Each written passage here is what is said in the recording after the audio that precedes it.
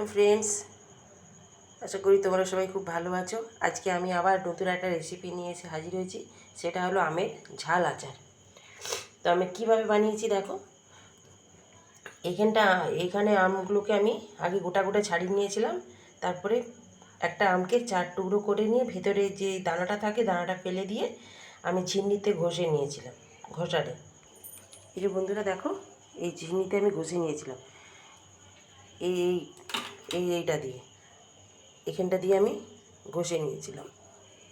আপনারা ঠিক এইটা দিয়েই ঘষে নেবেন, আচারটা যখন করবেন ওটা দিয়েই ঘষে নেবেন।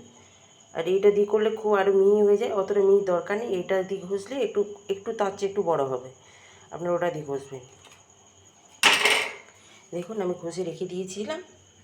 এর মধ্যে আমি নুন দিয়েছি, মিষ্টি দিয়েছি। মিষ্টি আপনারা লঙ্কা গুঁড়ো দিতে পারেন, এই মিষ্টি আবার গুঁড়ো দিতে পারেন, আবার চিনিও দিতে পারেন। আমি এখানে দুটোই দিয়েছি, গুড় চিনি দুটোই দিয়েছি। মিষ্টিটা আবার এখন দিয়ে রেখেছি, পরে আবার যদি লাগে তখন আবার দেবো মিষ্টি। আর দিয়েছি কালারিং একটু লঙ্কা গুঁড়ো আর একটু ঝাল লঙ্কা গুঁড়ো, আর সামান্য এক ছিটে হলুদ, হলুদ বেশি দিইনি, নামে একটু হলুদ দিয়েছি।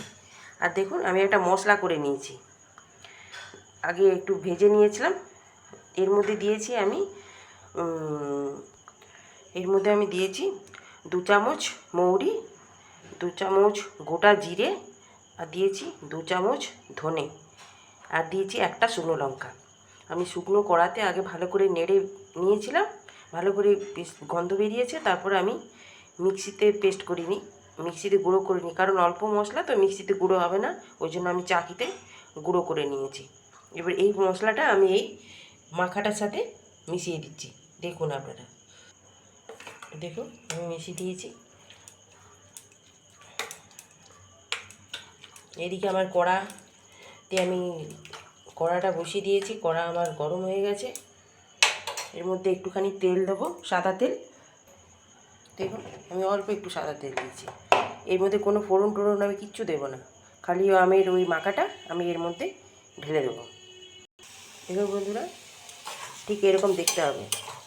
এরপর নাড়তে থাকুন, নাড়তে নাড়তে নাড়তে নাড়তে আমটাও পুরো গলে গলে যাবে, মাখা মাখা হয়ে যাবে একদম।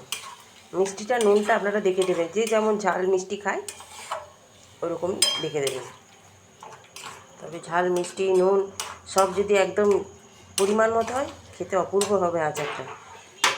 কার কার আমের এই ঝাল আচার খেতে ভালো লাগে আমাকে কমেন্টে জানাতে ভুলবেন না, কিন্তু সাবস্ক্রাইব করতে ভুলবেন না।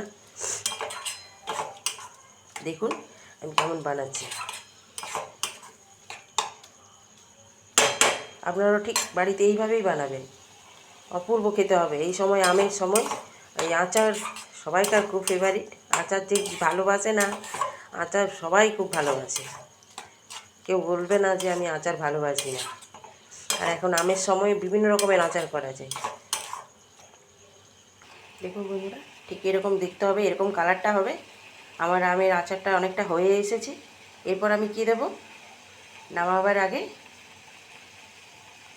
3-4 চামচ ভিনিগার দেবো।